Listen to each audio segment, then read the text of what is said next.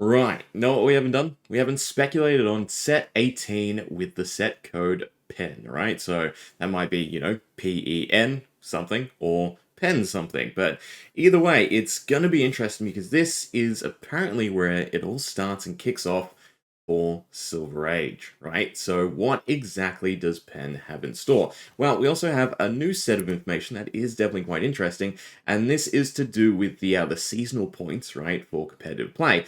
But my takeaway from it is unofficial roadmap, right, of sets, right? So has Rosetta, Hunted, High Seas, and of course Super Slam. But then we get Pen, Set 19, and Set 20, along with some dates, and these dates reflect the start date of the season relating to that set, or the actual world premiere of the set, right? So Pen, the world premiere is February 6th, and that will be happening in London. We already know that. But Set 19 is coming May 22nd, and then Set 20 is for September 2026. Now, with that in mind, right, we have a 3-set structure just as previous years. So that does give us a little bit more information on Set 18 and right? But we also have some other closer interesting things to come before we actually get into the set itself. So, special promo packs, right? There are Black Friday deals afoot.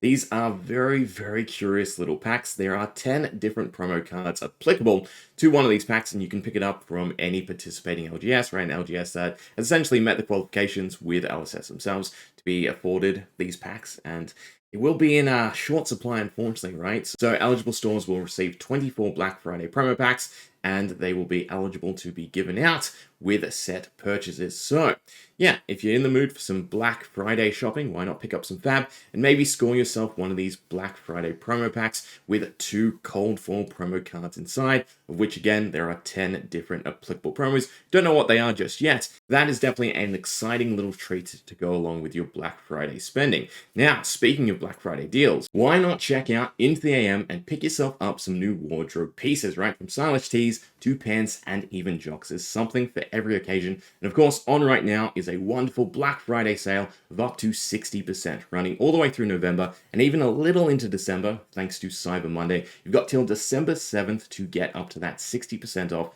Plus, it doesn't stop there, right? Usually, they don't do this. It's one or the other, but you can use my promo code KLOOEDIN for an extra 10% off at checkout, right? You can get the Black Friday sale and my content creator code. Throw a little support my way if you do check them out, which is always wonderful. Never an obligation, but it's there. It's a double. It's great, right? So enjoy it, and it's the perfect time to start ticking off some of those Christmas items, right? The obligatory outer ring family members, the ones that, usually stick you with socks or perfume. Why not take advantage of the sale, pick them up some items, and get the job done, get them ticked off for the holiday period. So yeah, if you do feel like showing a little bit extra support my way, getting something out of it for yourself, be sure to check out Into the AM and their Black Friday sale. Since reaching out to me at the start of the year, they've been a fantastic brand that has definitely surprised me, right, for a few different reasons. One, I have several different, weird plant allergies, so clothes and the fiber meshes end up usually being a little bit of a struggle, but it's fantastic to find a range of affordable clothing that really comfortable and don't actually irritate me. So yeah, they are a really solid brand if you do feel like picking up some of their clothes. But back to Fab. So, if we're going to start speculating about Pen, then we got to start with Silver Age because they are sort of connected. They do go hand in hand, right? The actual precons, the chapter decks for Silver Age, will be releasing around the same time as Set 18, and they even come with a booster pack of Set 18 themselves. So, there's a few different ways to rationalize that straight away, right? It could just be there for a little bit extra value because, well, Blitz precons haven't done so well in the past. Or it could also mean that they're there to aid in the deck, offer a little bit of deck construction, maybe a slight boost in the power level, although these are, again, meant to be competitive decks right out the box, so they shouldn't really need too much tuning or, a huge range of new cards from whatever Set 18 does offer. But when it comes to what we know currently, we did have the wonderful dev talk on the Fab YouTube channel for the birthday celebration, and we got a few key comments around Pen and a Silver Age. So for one, Set 18 has been shaped in contemplation of Silver Age. So again, the rationale behind its limited structure, maybe a few of the generics and the rares, of course, from the set, are there to help shake up Silver Age. It is also meant to support Silver Age and its launch, so even though Silver Age does start right around the corner, right? In fact, it's next week, I believe, because it will be demoing at major events. Set 18 will offer further support for Silver Age and be the real sort of launching point for the format itself. It will also offer a quantity of new equipment at the rare level for many hero loadouts. Now that is definitely a bit more of a debatable sentence, right? Because there's a few different ways to handle that. Just, 4 key generics offering dynamic effects could do it, right? That could offer new ways to play X heroes that again have lost certain key legendary pieces of equipment. It is also geared around optimizing the Silver Age format. So the idea there being offering certain cards and utilities that again will be lacking because we're stripping away the Majestics and Legendaries, so certain decks do sort of fall behind in that aspect. So with all that in mind, that sort of gives us a rough idea of what Set 18 Pen might have on offer. But again, going back to the chapters, this is sort of the main connection to draw first and foremost. So there are 10 chapter decks, and these support 10 different classes: Guardian, Mech, Runeblade, Brute, Assassin, Ranger, Warrior, and then Ice Wizard, Mystic Illusionist, and Draconic Ninja. And the reason I want to point out the talented hero choices is because generally, from my perspective, right, if you have a Guardian deck, in this case for Bravo the Flattering Showman, there's still going to be a lot more applicability to some of those cards than being translatable to a different Guardian hero. But when it comes to Ice Wizard, Mystic Illusionist, or Draconic Ninja, right, you can't go backwards. So any Ice cards, any Mystic cards, any Draconic cards will not be applicable for, well, Wizard, Illusionist, or Ninja. So with that in mind, maybe that offers some insight into the actual hero choices of Set 18. Now, Set 18, right, should be our Monarch set, right? This is what we expect. So, the idea there is Shadow and Light, right? So you're going off of the standard Monarch and then Dusk Till Dawn, Runeblade, Brute, Warrior, and Illusionist, right? They make sense in this sort of purview. We have Runeblade through Viserai as a basic deck, and then we could have Shadow Runeblade in the actual set, and that offers a little bit more support there. Same can be said for Brute and, of course, Warrior. Now, Illusionist is a bit different because all of our Illusionists are actually talented hero, but, again, it's sort of the golden standard when we compare it to the two previous sets, which is not a lot to go off, but yeah. So overall, you can think of that as the base expectation. Now, when it comes to class choices, I think for me personally, I'm more in favor of Shadow Necromancer, Shadow Runeblade, Light Illusionist, and Light Wizard. And the rationale for this, for me personally, is A, the current standings of decks, right? What we expect out of Silver Age and where certain heroes fall, along with what is sort of needed and what classes have sort of lost the most when it comes to, again, stripping away Majestics and Legendaries. So starting off with Necromancer, first and foremost, right, Necromancer is not supported in these 10 chapter decks. Now, of course, Gravy has just come out, right? There's still the Armory deck. If you want to pick that up, you can sort of shape it into a Silver Age deck. You will need a few extra cards than what's in the box, but perfect time for, of course, a Shadow Necromancer. And I think this one is kind of top of most people's lists anyway. And then Shadow Runeblade, right, when it comes to CC, because again, I don't think Pen will be strictly a supplemental set, a Silver Age set. It will still be a standard set with a standard season, again, going off of the points table, so it has to have some impact on Classic Constructed, has to have some dynamic to it. So yeah, Shadow Runeblade and the current outlook for Vinset, not so great, so definitely still some love needed there. Light Illusionist, I can't say it's too necessary. Maybe we get a script change and to Shadow Illusionist, but again, trying to hit that middle ground between what we're getting for Silver Age through the chapter decks and then what this set itself can offer. Light Illusionist can still be on the cards. We know that Dromai is coming a little bit later, so that would be all three of them ticked off, right? Enigma through, again, the chapter deck, Light Illusionist through Pen itself, and then Dromai next year sometime, right? And then Light Wizard, just because, it's about time we cycle back around to Wizard, right?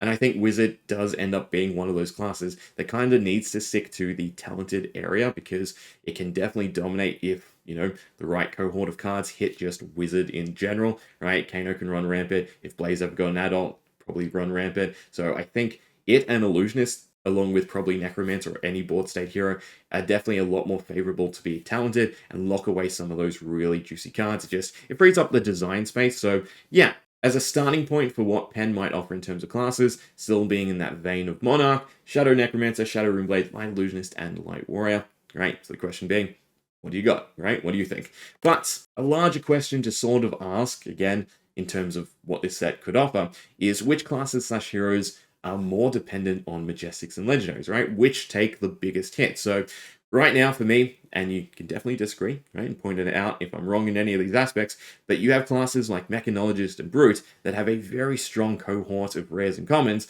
and don't really need their Majestics and Legendaries, and most of the time their Majestics and Legendaries just offer a little bit more of a premium value and just get them over the line. So when it comes to Sage, they're definitely right to go straight away. And then you have classes like Assassin and Necromancer that become a little bit more dependent, but not completely dependent on their Majestics and Legendaries. They definitely take a hit not having access to certain key cards. And then you have, for instance, Verdance and Marlin, and I'm going to say heroes specifically, because, you know, Wizards kind of fine by itself with its cohort of cards, especially Icelander, but Verdance does take a hit, losing some of the big impactful Earth cards and some of her big juicy spells. And then Marlin, I mean, all her good harpoons are gone. So Marlin definitely loses a lot, not to mention Gold-Baited Hook and her main crux of gold generation, I guess. So yeah, with that in mind, right, that can sort of help us understand what Pen has to fill in the gaps, because if it is definitely going to help aid in the launch of Silver Age, this is the first area that I think really needs to be targeted, is supplementing the lower end heroes, so that again everyone has sort of a bit more of a even foot starting point. I know that's strictly speaking kind of impossible, but it's still what we're hoping for. So then the other aspect of that is what type of equipment is missing from the rare/common pool. Now, I don't have examples of that, but I do have examples of where we have a rare version of card and then a better legendary version of card, for instance. So we have the Blade Beckner Helm and Balance of Justice, both being hefty Guardwell pieces, with Balance of Justice, of course, offering that little bit extra of utility, thanks to its draw mechanic as well. So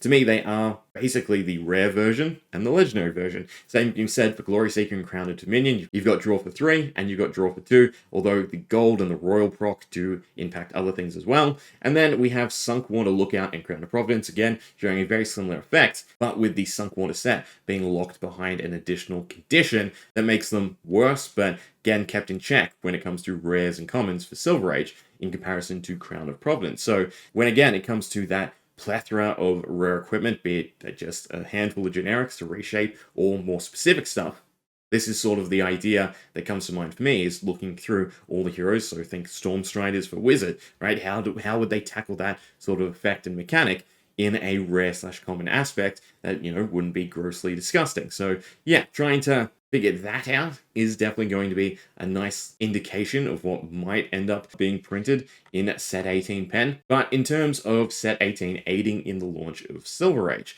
well, truth be told, nothing is really needed, right? Silver Age is a clean slate start. All heroes are now applicable, all card pools are now applicable, so, you know, we don't actually need to add anything to that. We can just let it run its course and have a few things figured out. But again, we do know that it will shake it up nonetheless. So in that sense, it doesn't really have to support the whole of the field, just a little bit, right? Because you can do wonders by just, you know, raising up certain archetypes, certain heroes, and then that allows other heroes to shine, right? That's how the meta works. So yeah, generally speaking, Set 18 to aid in Silver Age doesn't actually have to truly be Silver Age focused. It just has to do enough, introduce the right little mechanics to then, again, put the spotlight on something else or just allow something else to flourish. So yeah, nothing is truly needed in Set 18, so that does make it a little bit harder to, of course, speculate on. But again, going back to the dev talk, the expectation is that there will, of course, be stuff for Silver Age, so at the very least, I would expect it just be a normal set with a bit more of a refined limited experience. Now, in terms of the new rare equipment, well, again, this can be done simply through key generics. So if there's just, you know, 1, 2, 3 sets of generic equipment, that's enough to then offer everyone, when it comes to Silver Age, something new to shake up their deck construction and still have a good, strong, applicable pieces. We have Guardwell in terms of block, right? We're just missing a few more key utility pieces, again, to fill in the blanks for what we're missing. But again, not taking us directly to the power level of course, Fast Constructed. So even though I use Stormstriders as an example, that's kind of not the effect that we really want in a low life format.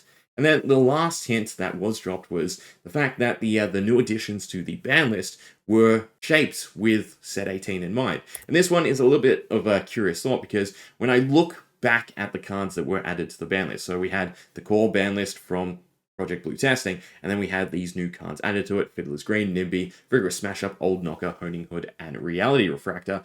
Truth be told, none of these really stand out to me as you know, good hints, right? Because you got Fiddler's Green as just a high value generic that, you know, offers breakpoints, so, you know, just needs to go because of the value. Nimby in aggro decks, similar case, right? It just offers too much value with many classes being able to get around that action point. And then Vigorous Smash Up, just shoring up what Brute wants to do, right? Giving them a little bit of block, and then also a Vigor to continue to smooth out their turn. They all make sense. And then when it comes to the equipment, we've got Old Knocker, again, just being disgusting value for what it is, but only in certain heroes, right? Heroes that have access to applicable things on your opponent's turn. Now, that could be as simple as Oasis Respite, right? You block with Old Knocker, you get the resource. Not everyone cares about tapping the hero because we're not at that point in the game. And then you've got that resource to feed into Oasis Respite. That's just a really nice tanky play. But of course, then you have actual classes that can make use of different things in that instant step. Going back to, again, Illusionist setting up auras, and of course, Wizard. Then we have Honing Hood and a Reality Refractor. So Honing Hood, again, to me, just offers tremendous value. So the ability to reshape your arsenal, your hand, and play around certain things is definitely a nice idea. I mean, overall, it just takes essentially arsenaling anything and giving it value, because you can swap that out to a defense reaction, play around Dominate, or even if it's one of your buff cards, this is a free load and arrow. So it itself just offers kind of a lot of value for Ranger. And then, of course, Reality Refractor, well, yeah, of course, Spectral Shields exist, and yeah, it is a rough time when a class just has access to a whole bunch of 5 power, 2 cost weapons on board. So yeah, makes sense, right? So none of these really, to me, spell out what we'll see in set 18, but, you know, class-wise, it's targeting Brute, Ranger, and Illusionist, so, you know, it could be a Light Ranger, Shadow Illusionist, Shadow Brute, Light Brute. Light Brute would be kind of weird, I think, right? Maybe there's a cool mechanic, 6 power cards from Soul, but, yeah, overall, I'm drawing a blank, right? The speculation's not really going too well, so last, what can we do? Well, what do I want / expect to see from set 18 pen? First and foremost, I don't believe it is a supplemental set, right? There's no rationale whatsoever for it to be a supplemental set, even if, you know, you might think that's the indication with it supporting, you know, all of Silver Age again. It doesn't actually need to support all of Silver Age, and there's a multitude of ways that they can offer new cards for a variety of classes, even if they do want to go down that route and, you know, make it a bit weird, make the expansion slot maybe, you know, rares and majestics. But yeah, overall, I can't see it being a supplemental set. So I see it being a normal 2 class, 2 talent, so 4 hero set, or a 3 hero set with dual cards, right? And either of those still, again, shakes up Silver Age enough, because new or old, you will have a influx of cards, right, that are tuned for somewhere between limited to Silver Age, and that just works in general. But I do expect there to be a decent chunk of key generics and hopefully reprints, right? Again, generics are the easiest way to, again, hit the entire field of Silver Age, so, you know, this is a great time to offer a few more utility cards to try and play around some of the remaining value cards that they have left in play, not to mention probably a way to target and, you know, negate Dominate, because, you know, Fearless Confrontation and the Mountain Boots are definitely nice for class constructed, but they're definitely more warranted in Silver Age, so some level of that type of effect would definitely be cool to see. And then, in all honesty, I do just expect any new cards that we do get from the chapter decks, right, be it equipment or even new cards in the actual box, to basically just get the Cold Fall treatment, right? So we saw a whole heap of cards hit with Super Slam, and that's the easiest way for them to inject them into set 18, right? They don't actually have to be part of the set. They can just be the chase aspect of the set. So yeah, you know, say all of the 10 decks got at least 2 new equipment pieces. That's easily your 20 mid-value cold foils done. And, you know, they might even be worth more now because, again, there's more desirability to them with Silver Age being an actual format. And then the same treatment can be done to any new actual rare or even, you know, common cards that we do get. We could see them just as extended arts or alt arts. And of course, there's just the gem packs in general for the season as well, right? There are many different ways for them to handle any new cards they do offer, and I hope it's done from the get-go, right? I hope there's not a whole heap of exclusives in the precons that are only from the precons, even if in sense of a sale aspect, that's probably what needs to be done. I mean, we could do a decent video on why Blitz decks failed and why, you know, this is going to be a little bit rough on LGSs, but nonetheless, right, again, any new cards, there's lots of different slots for them to stick them in that don't affect the set whatsoever, and that's, you know, again, the expansion slot, which will be weird if there's that lower rarity in the expansion slot, right? Imagine it's the same rates as Super Slam, but now you've got that mix of rares and majestics. Feel a little awkward. but it could be done. But I do think the easier way to handle it, especially on the equipment front, especially with that little notion that we got that there will be a decent chunk of equipment in set 18, is just to, again, make them the comp foils, right? Now, the last thing is that we'll see a proper shake-up to Limited, and I do expect Limited to start strongly reflecting Silver Age, right? So even though there'll still be that variability to it through drafting or sealed, it will still just end up at the same power level as Silver Age, right? I mean, that's the easiest way to make this still the easiest format to get into if it is just super simple to build a competitive deck. So yeah, while there's still that worry in the back of my mind that, we will, as a community, outclass the precons that they have made, I do expect there to be enough new stuff that they still are relevant. And again, that promise of them being competitive right out the box means that they shouldn't necessarily need anything from set 18 itself. So even though it does mark the launch of Silver Age and it does have that notion of supporting it, again, I don't see it being across the field. I see it just through whatever the new heroes are, right? Key generics, hopefully some reprints, and it just to be a normal set, right? Just with a bit more of a refined limited experience that, again,